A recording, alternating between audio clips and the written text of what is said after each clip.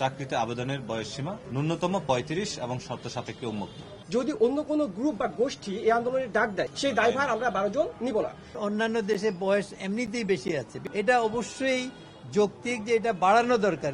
আপনারা জানতে পেরেছেন যে আমরা 30 সেপ্টেম্বর আমরা শান্তিপূর্ণ পদযাত্রা করেছিলাম বাংলাদেশ অন্তর্বর্তীকালীন সরকারের প্রধান উপদেষ্টা ডক্টর মোহাম্মদ ইউনূস স্যারের সাথে সাক্ষাৎ করার জন্য।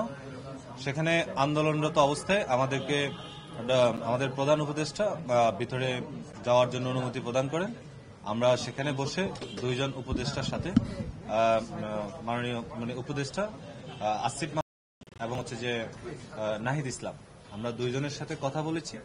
আমাদের যে দাবি সম্পর্কে তারা বিস্তারিত জানতে চেয়েছেন, আমরা তাদেরকে জানিয়েছি। আমাদের মূল দাবি যেটি, সেটা হলো যে আন্তর্জাতিক মানদণ্ড অনুযায়ী যৌক্তিকতার সাপেক্ষে বাংলাদেশের চাকরিতে আবেদনের বয়সসীমা ন্যূনতম 35 এবং শর্ত সাপেক্ষে উন্মুক্ত।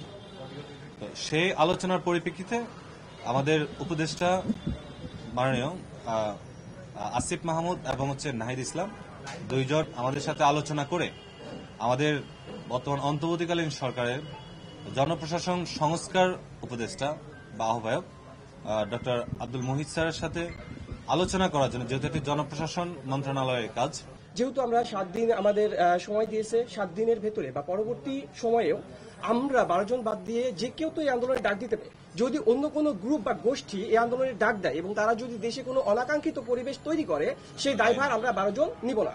কারণ আমরা নিজেদের মুখে কোনো আন্দোলনের ডেট ঘোষণা না করা পর্যন্ত অন্য কেউ যদি কোনো ডেট ঘোষণা করে এবং সেই ডেট ঘোষণা করে যদি দেশে কোনো অনাকাঙ্ক্ষিত পরিবেশ তৈরি করে, সেই দায়ভার আমাদের না। কারণ আমরা দেখছি যে ইনকলাব, আমি তীব্র নিন্দা জানাচ্ছি, তারা আমাদেরকে পলিটিসাইজ করার চেষ্টা করছে, তারা আমাদেরকে ছাত্রলীগ ঘোষণা করার চেষ্টা করছে। এই জন্য আমি জিনিসটা ক্লিয়ারিফাই করলাম, আমরা 12 জন বাদে যদি কেউ কোনো আন্দোলনের ডেট ঘোষণা করে এবং তারা কোনো অনাকাঙ্ক্ষিত পরিবেশ তৈরি করে, এই দায়ভার আমরা 12 জন নেব না, যতক্ষণ পর্যন্ত না আমাদের সমন্বয়কদের ভিতরে কেউ কোনো আন্দোলনের ডেট ঘোষণা করবে। চাকরিতে আবেদনের বয়সসীমা ন্যূনতম 35 এবং শর্ত সাপেক্ষে উন্মুক্ত আমাদের একটা মাত্র দাবি। এবং আমরা আশা করি স্যার আমাদের কথা এবং স্যারের টিম অনেক মনোযোগ দিয়ে এবং গুরুত্বের সাথে কথা শুনেছেন। অন্যান্য দেশে বয়স এমনিতেই বেশি আছে, বিভিন্ন সময় হয়েছে, কাজে আমরা এতদিন পিছিয়ে ছিলাম। এটা অবশ্যই যৌক্তিক যে এটা বাড়ানো দরকার, কিন্তু কতটুকু বাড়ানো দরকার এটা আজকে আমি বলতে পারছি না। আমরা এখন সবকিছু পর্যালোচনা করে আমরা সিদ্ধান্ত নেব কতটুকু বাড়ানো।